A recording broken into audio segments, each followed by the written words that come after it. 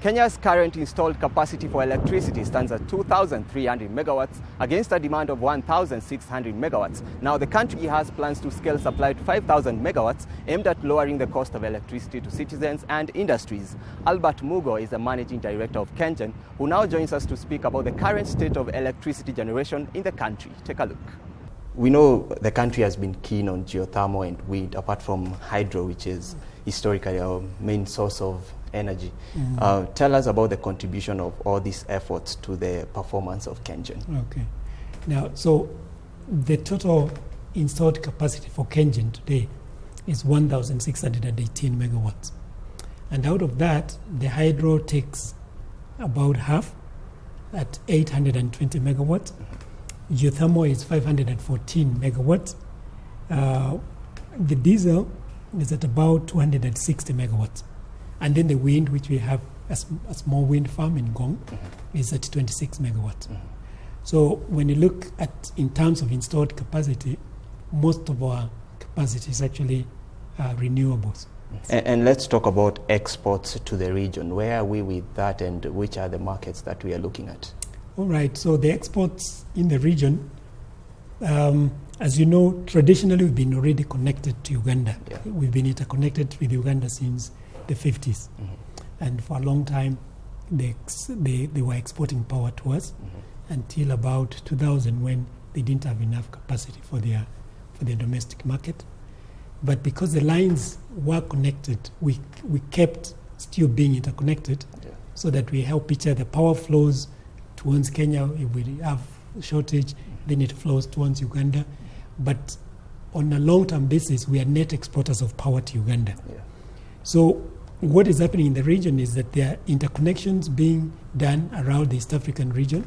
We are strengthening the interconnection to Uganda, and Uganda is interconnecting to Rwanda, Rwanda to Burundi, Burundi to Tanzania, and Kenya also to Tanzania. And of course, there is also an interconnector now to Ethiopia.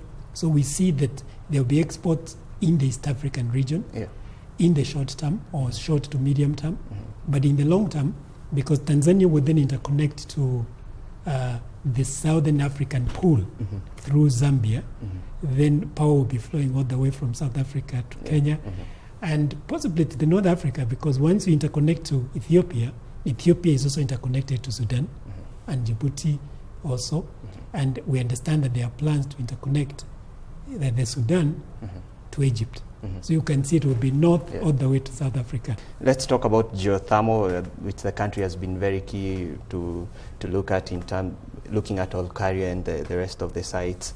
How much are we know towards the end of last year we put about 140 megawatts to the grid. What are we expecting this year? And of course, in the light of the 5,000 megawatts projection for 2017. Okay, so what has happened with geothermal currently is as KenGen, we have 514 megawatts of geothermal. I know that there's a private power company that has about 130 megawatts of geothermal. So for the country, it's a total of about 630 plus, just about there.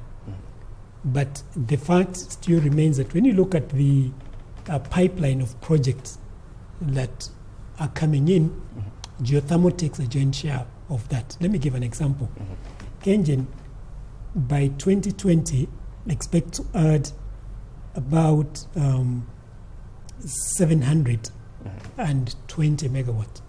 Out of that, geothermal is 630, and then wind taking the balance.